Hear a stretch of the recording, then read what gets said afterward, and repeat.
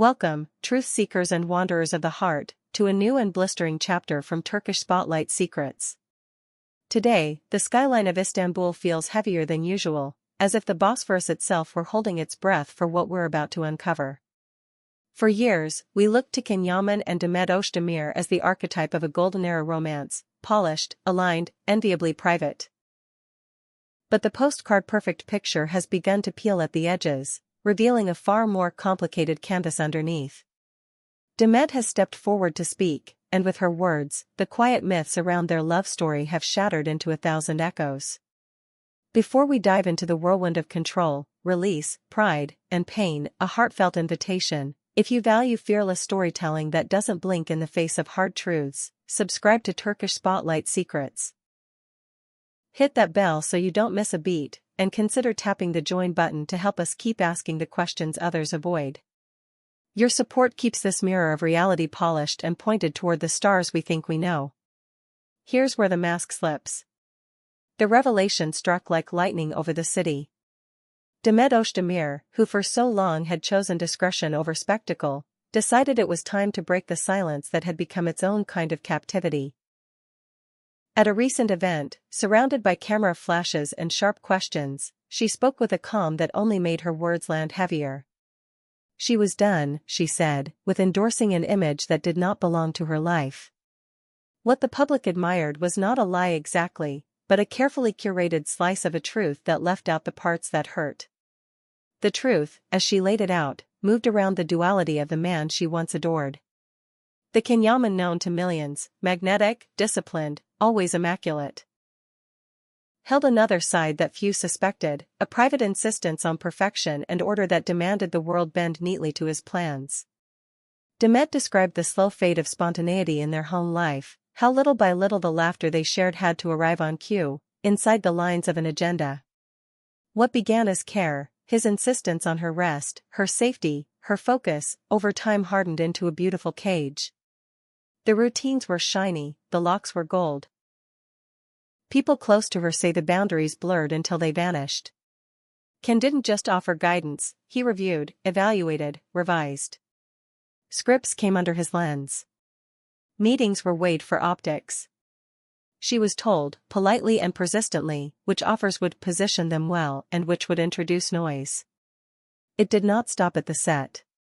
The friends she met, the dinners she accepted, even the tone of what she posted, each became a line item subject to his approval, spoken or implied. The justification was always the same: I'm thinking of your well-being. At first, Demet confided, she heard love in those words. She wanted to believe that protection and partnership were the same thing. But a voice inside her grew hoarse from silence. She described standing in her own kitchen and feeling like a guest. The daily negotiations, small at first, eroded the simple joy of deciding for herself. She was exhausted. Every choice required a defense brief, every instinct an explanation. The imbalance was subtle but relentless, a tide that pulled her away from herself even as the world saw only harmony. The cruelest part, she says, was the loneliness of it. The public saw Ken as calm, devoted, unshakably supportive, a portrait that wasn't entirely false. Yet in the privacy of their rhythm, his scrutiny made the air thin. She felt torn between the life she lived and the image she was expected to prop up, as if she owed the world a fairy tale while paying for it in private with her peace of mind. Let's pause here, Turkish Spotlight Secrets family. Where is the line between protection and control? How do we know when good intentions have grown sharp edges? Have you ever received advice that, over time, sounded like orders? Tell us your thoughts, your stories matter. And if these conversations resonate with you, please like this video and consider becoming a member with the join button. Your support makes it possible for us to dive deeper than headlines. Predictably, the ripples of Demet's words hit Ken's world like a storm surge. Those close to him paint a picture of a man not just troubled, but furious. He is said to feel that a veil has been torn off a space that should have remained sacred. In his view, the version of events now circulating stitches together misunderstandings and turns care into control.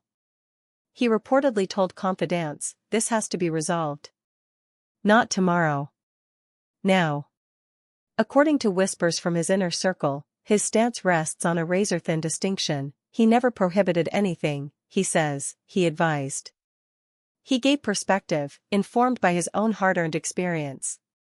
What he wanted was to shield Demet from short-sighted decisions in a ruthless industry. What he believed he offered was stability and strategy, not shackles. To see his careful counsel reframed as manipulation, that, sources say, feels like betrayal. The fallout has pushed him inward. He has gone quiet online, stepped back from the noise, drawn tight the circle of people he trusts. There are murmurs that he has consulted legal counsel, weighing defamation and its consequences, though he has taken no formal steps yet. Whether he's waiting for the anger to cool or calibrating his next move with precision remains an open question. As the fog lifts, more fragments of their dynamic come into focus.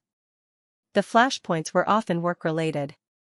Demet's hunger to make bold choices met Can's demand for coordination, timing, and brand alignment. She wanted to act on instinct, he wanted to align on strategy. Their arguments grew less about what project to take and more about who got to hold the map.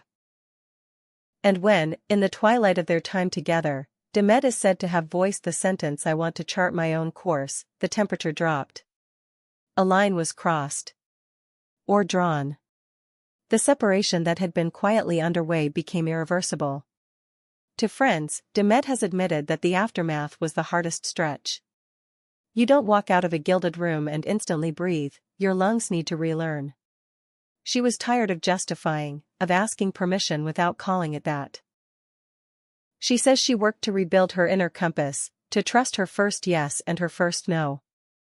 In a recent moment of candor she shared, "I don't want to live in the past, but speaking my truth set me free."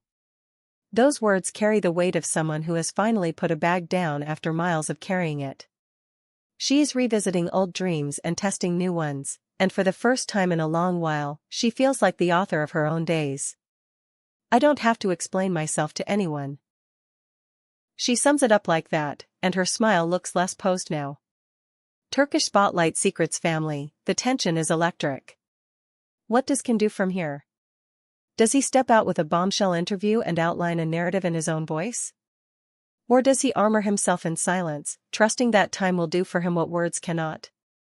Whose version rings true to you in this contest of perspectives? Leave your theories in the comments. And if you want behind-the-scenes extras about how this slow-burn saga unfolds, the join button is your key to the inner room. We're standing at a turning point. The story of Yaman and Demet Özdemir, once ornamented as a millennial fairy tale, now sits under a harsher light, reminding us that what glitters on social media often hides a more complicated shine. Demet's decision to speak has cracked open a discussion about power, care, ambition, and autonomy. Can's wounded quiet has its own story to tell, and the suspense around when or whether he will tell it only adds gasoline to the fire. One thing is certain, the echoes of this love will keep shaking the entertainment world for a long time to come. Is this the final chapter, or merely the opening round of a public duel for the truth? Here at Turkish Spotlight Secrets, we will trace every statement, every silence, every gesture that might tilt the scale one way or the other. Thank you for staying with us through this intimate, difficult journey. If this episode stirred something in you, please like, share, and subscribe so you won't miss what comes next. And once more, if you believe in storytelling that dares to touch the raw edges, consider becoming a member with the join button. Your belief in this work allows us to keep our eyes open.